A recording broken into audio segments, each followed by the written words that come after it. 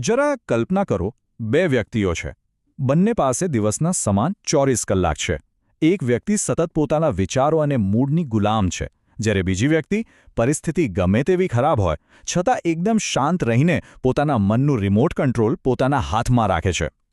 આજના આ ખાસ એક્સપ્લેનરમાં આપણે એક એવી જાદુઈ શક્તિની વાત કરવાના છીએ જે બુદ્ધિ અને નસીબ કરતાં પણ અનેક ગણી વધારે શક્તિશાળી છે. અને તે છે મેન્ટલ ડિસિપ્લિન, એટલે કે માનસિક શિસ્ત. ઇયાન તુહોસ્કીના અદ્ભુત પુસ્તક અને જેમ્સ ક્લિયરના ફોકસ અંગેના મનોવિજ્ઞાન પર આધારિત આ એક એવો સિનેમેટિક પ્રવાસ છે જે મન પર કાબૂ મેળવવાની તમારી આખી રીતને જડમૂળથી બદલી નાખશે. શરૂઆત કરીએ એક બહુ જ સામાન્ય પણ પીડાદાયક પ્રશ્નથી.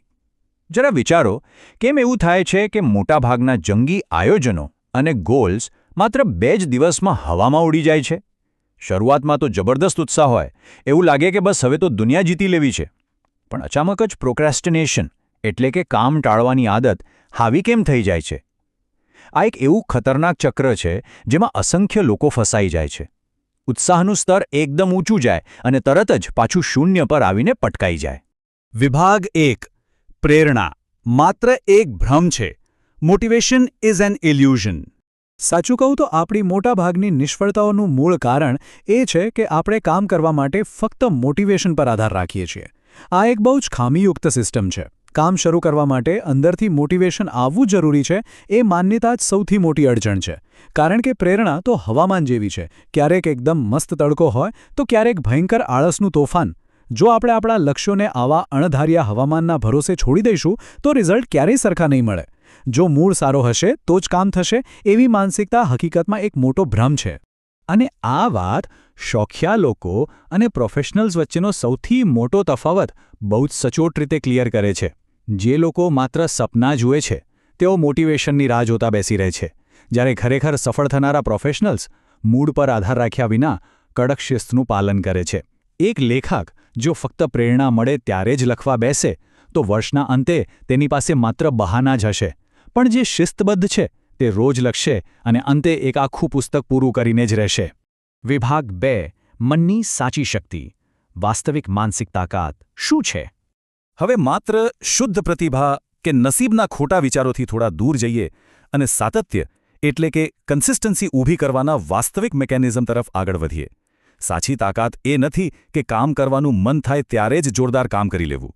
ખરી તાકાત તો એ છે કે જ્યારે બિલકુલ ઈચ્છા ન હોય, મૂડ સાવ ખરાબ હોય, ત્યારે પણ મનને કાબૂમાં રાખીને કામ પૂરું કરવું. પરફેક્શનની પાછળ દોડવા કરતાં અપૂર્ણ સાતત્ય એટલે કે ઇમ્પરફેક્ટ કન્સિસ્ટન્સી વધુ પાવરફુલ છે. રોજના 10 પુશઅપ્સ કરવા કે માત્ર 15 મિનિટનું વાંચન કરવું, આ અપૂર્ણ લાગતા નાના એક્શન પણ જો રોજ લેવાય તો 1 વર્ષના અંતે તે એક નવી અને અત્યંત શક્તિશાળી ઓળખ ઊભી કરી દે છે. હવે આ 64ના આંકડા પાછળનું એક બહુ જ ચોંકાવનારું મનોવૈજ્ઞાનિક સત્ય સમજીએ. જ્યારે તમે કોઈ કામ કરતા હો અને વચ્ચે માત્ર એક ઈમેલ ચેક કરો કે કોઈ નોટિફિકેશન જુઓ તો મગજને ફરીથી પૂરા ફોકસમાં આવતા બરાબર 64 સેકન્ડનો સમય લાગે છે. વિચારો, વારંવાર ધ્યાન ભંગ થવાથી આપણી કેટલી બધી માનસિક ઊર્જા રોજ વેડફાય છે. અહીં મલ્ટીટાસ્કિંગનો મોટો ફ્રોડ ખુલ્લો પડે છે. સાયકોલોજીમાં આને સ્વિચિંગ કોસ્ટ કહેવાય છે. આપણું મગજ એક કામમાંથી બીજા કામમાં એકદમ સ્મૂધલી સ્વિચ કરી શકતું જ નથી. હકીકતમાં એક સમયે કોઈ એક જ વસ્તુ પર પૂરું ધ્યાન આપી શકાય છે, બીજી વસ્તુ માત્ર બેકગ્રાઉન્ડનો અવાજ બની જાય છે. જ્યારે આસપાસ ઢગલો ડિસ્ટ્રેક્શન હોય ત્યારે સાચી એકાગ્રતા તો અશક્ય જ બની જાય છે. વિભાગ 3. પ્રાચીન સ્ટોઇક વિચારધારા, એન્શિયન્ટ સ્ટોઇક ફિલોસોફી. ચાલો આધુનિક મનોવિજ્ઞાનથી થોડા આગળ વધીને પ્રાચીન શાણપણ તરફ જઈએ. રોમન સામ્રાજ્યના સમયથી ચાલતી આવતી સ્ટોઇક ફિલસૂફી આપણને અપાથેયા વિશે શીખવે છે. આ કોઈ લાગણીઓ વિનાના પથ્થર બની જવાની વાત નથી. સાચી સ્ટોઇક શક્તિ એટલે ક્ષણિક આવેગો અને ચિંતાઓ પર તાર્કિક નિયંત્રણ જાળવવું. આમાં ડર કે નિરાશાને દાબી દેવાની વાત નથી, પરંતુ તર્ક એટલે કે લોજિકનો ઉપયોગ કરીને તે ભાવનાઓને મન પર હાવી ન થવા દેવાની આખી કળા છે. પ્રાચીન ફિલોસોફોએ આપણી આ રોજિંદી ચિંતાઓને બહુ જ સિમ્પલ કેટેગરીઝમાં ગોઠવી છે. ભલે તે વર્તમાનની પીડા હોય કે ભવિષ્યનો ડર, તેમણે આ લાગણીઓને વાસ્તવિકતા નહીં પરંતુ નિર્ણય લેવામાં થતી માત્ર એક ભૂલ તરીકે દર્શાવી છે. એટલે કે આ બધું માત્ર મનની ખોટી ગણતરીઓ છે જેને યોગ્ય તર્કથી આસાનીથી સુધારી શકાય છે. વિભાગ 4. બફેટની ટૂલ સ્ટ્રેટેજી, વોરન બફેટની કડક પદ્ધતિ. પ્રાચીન ફિલસૂફીથી સીધા આવીએ આધુનિક સમયમાં અને એક અબજોપતિની રણનીતિ સમજીએ. બાહ્ય વિક્ષેપોને કાપવા માટે વોરેન બફેટે તેમના પાયલટ માઇક ફ્લિન્ટને એક ગજબની સલાહ આપી હતી.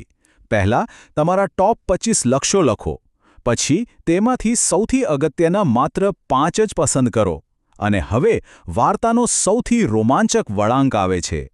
જ્યારે માઇકે કહ્યું કે તે બાકીના 20 લક્ષ્યો પર ફ્રી સમયમાં કામ કરશે, ત્યારે બફેટે સ્પષ્ટ ના પાડી. તે બાકીના 20 લક્ષ્યો એવા બની જાય છે જેને કોઈ પણ ભોગે ટાળવાના છે. જ્યાં સુધી પેલા 5 પૂરા ન થાય ત્યાં સુધી આ 20 સામે જોવાનું પણ નથી. તો સૌથી ક્રુશિયલ પોઈન્ટ એ છે કે એક જ વિકલ્પને હા કહેવાનો સીધો અર્થ છે બાકીના બધા જ વિકલ્પોને નિર્દયતાથી ના કહેવી, અન્ય બાબતોને દૂર કરવી એ જ સાચા ફોકસ માટેની અનિવાર્ય શરત છે. ટિમ ફેરિસનું આ વાક્ય એકદમ પરફેક્ટ છે કે જે કામ તમે નથી કરતા તે જ નક્કી કરે છે કે તમે કયું કામ કરી શકશો. વિભાગ 5 પરિણામ નહીં, પ્રક્રિયા, પ્રોસેસ, નોટ આઉટકમ. અને હવે આપણે પહોંચ્યા છીએ આજના એક્સપ્લેનરના સૌથી મોટા પેરેડાઇમ શિફ્ટ પર. સફળતા મેળવવાનો આખો નજરિયો જ અહીં બદલવાની જરૂર છે. સફળતાને માત્ર એક ઘટના તરીકે જોશો તો હંમેશા નિરાશા જ મળશે. 10 કિલો વજન ઘટાડવું એ એક ઘટના છે, પરંતુ સ્વસ્થ આહાર લેવો અને રોજ કસરત કરવી એ એક પ્રક્રિયા છે. જ્યારે તમને આ દૈનિક પ્રક્રિયા સાથે પ્રેમ થઈ જાય છે ને, ત્યારે પરિણામો તો આપમેળે જ મળવા લાગે છે. જીત નિશ્ચિત બની જાય છે. આના માટે જેમ્સ ક્લિયર કેટલાક જબરદસ્ત લાઈફ ચેન્જિંગ દૈનિક નિયમો આપે છે જે તરત અમલમાં મૂકવા જેવા છે. પહેલું, સાચું માર્ગદર્શન મેળવવા માટે પરિણામોને માપતા રહો. બીજું, રોજનું એક એવું એન્કર ટાસ્ક નક્કી કરો જે કોઈપણ સંજોગોમાં પૂરું કરવાનું જ હોય. આ તમારા આખા દિવસને દિશા આપશે. અને ત્રીજું, બહુ જ ઇમ્પોર્ટન્ટ, માત્ર સમયનું જ નહીં પણ પોતાની માનસિક અને શારીરિક ઊર્જાનું સંચાલન કરો. તો આ એક્સપ્લેનરના અંતે એક બહુ જ પાવરફુલ અને ક્રાંતિકારી પ્રશ્ન સાથે આપણે છૂટા પડીશું.